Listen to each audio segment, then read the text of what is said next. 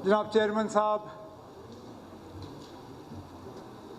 वंदत्सल्य शीनगल्य बेई बहार।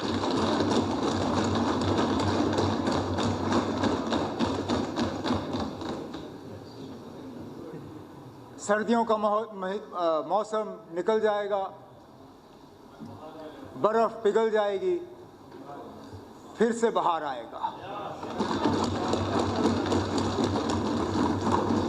जब मैं बजट की तकरीर करने के लिए खड़ा हुआ था तो कुछ ऑनरेबल मेंबरों को लगा कि शायद मैं ज़्यादा पेसिमिस्टिक था, तो मैंने सोचा इस बार एक अलग ही अंदाज में शुरू करूं, क्योंकि वाकई जिस तरह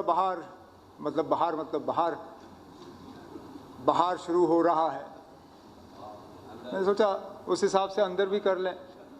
लेकिन अंदर कुछ चीज़ें बदलेंगी नहीं। तू मैं, शोर शराबा, इल्ज़ामात। अब ये हमारा कसूर नहीं है कि उस ऑनरेबल मेंबर का एक ही जीता, और जीते होते वक्त और मिलता। अब इकलौता है, बीच बीच में बोलने का वक्त नहीं मिलता। अब चलिए अगली बार एडजस्ट कर दीजिए, क्योंकि मैं दावे से आपको यहाँ कहना चाहता हूँ, हम वो लोग नहीं हैं जो किसी भी मुद्दे पे बात करने से डरें। किसी भी मुद्दे पे हमारा ट्रैक रिकॉर्ड है, हमने कभी भी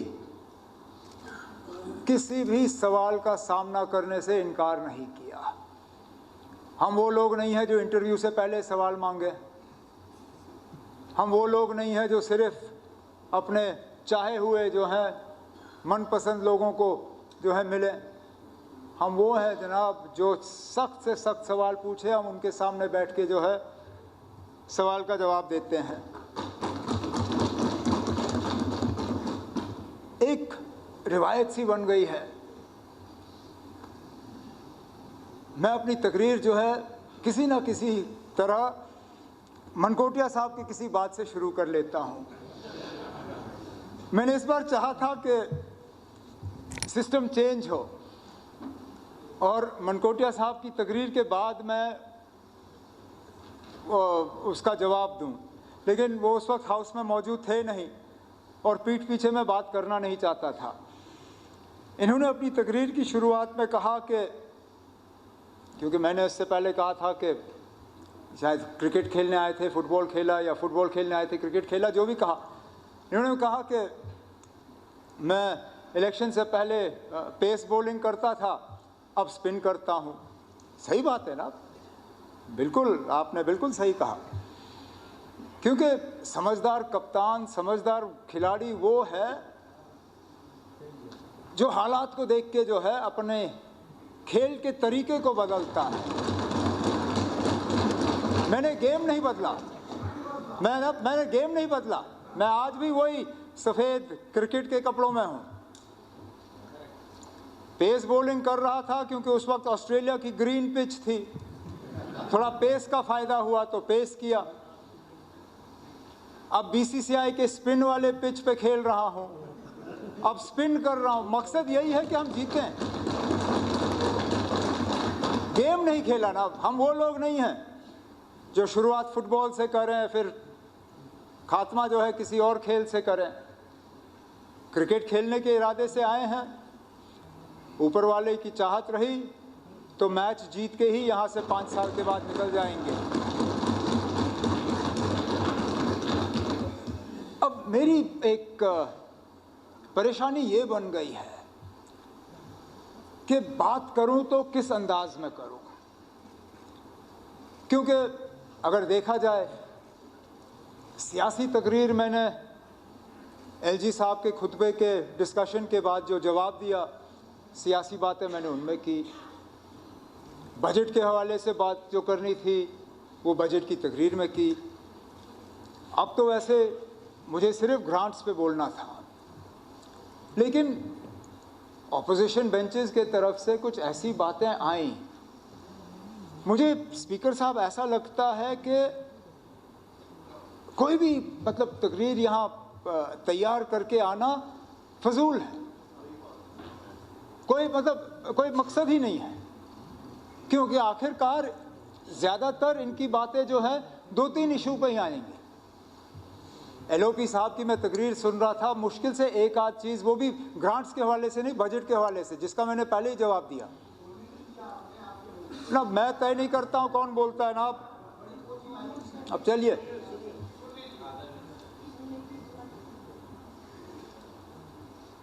बराबरी की बात की, कहा कि 5 अगस्त को तूफान हुआ, बराबरी हुई है ना। वो बराबरी हम मांग रहे हैं। अगर आज आपको लगता है कि ये असेंबली बाकी रियासतों के असेंबली के बराबर है तो ठीक है ना, हम खामोश रहेंगे, कुछ नहीं कहेंगे। लेकिन दिल पे हाथ रख के कहिए ना, क्या वाकई हम अपने पड़ोसी रियासतों के बराबर हैं? अरे ना, हम उस बराबरी के तक, उससे आगे तो चलिए हम ले जाएंगे। फिलहाल तो हम बराबरी की बात कर रहे हैं, वो बराबरी है नहीं कहीं पे।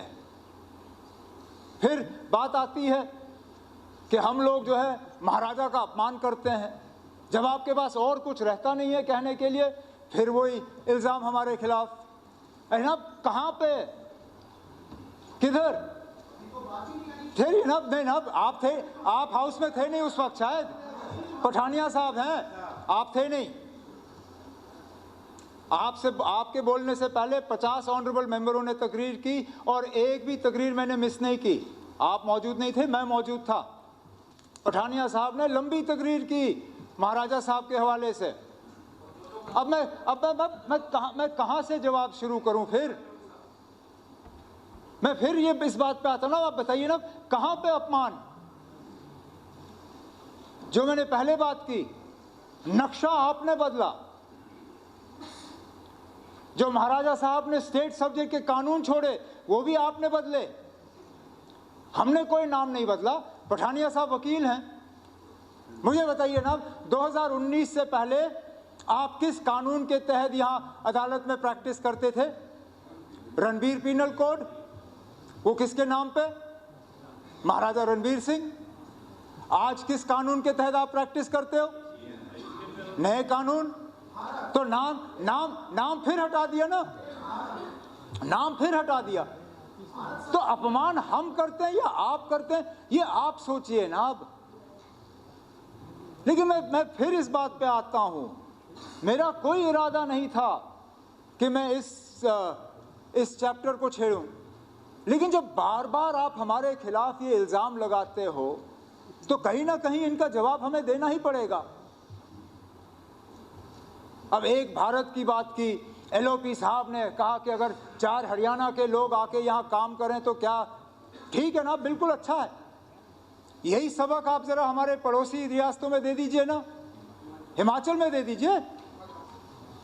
वहां पे मुझसे पूछिए ना, आप कितना मुश्किल है। आपके बगल में सलाथिया साहब बैठे, इनसे पूछिए कितना मुश्किल है हिमाचल में यूनिट लगाना, कितने पापड़ बेलने पड़ते हैं वहां पे, कितना रिजर्वेशन रखा है वहां लोकल लोगों के लिए।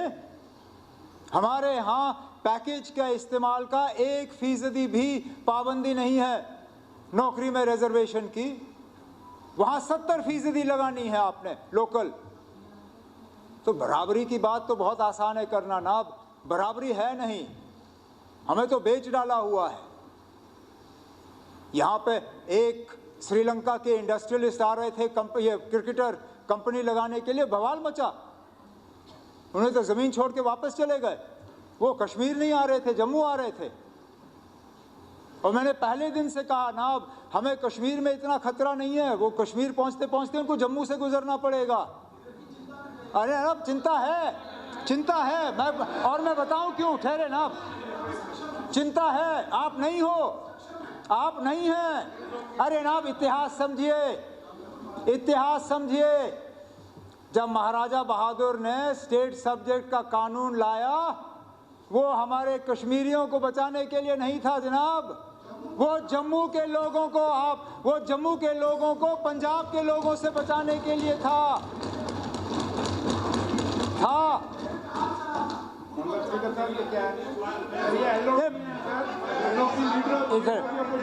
स्पीकर साहब,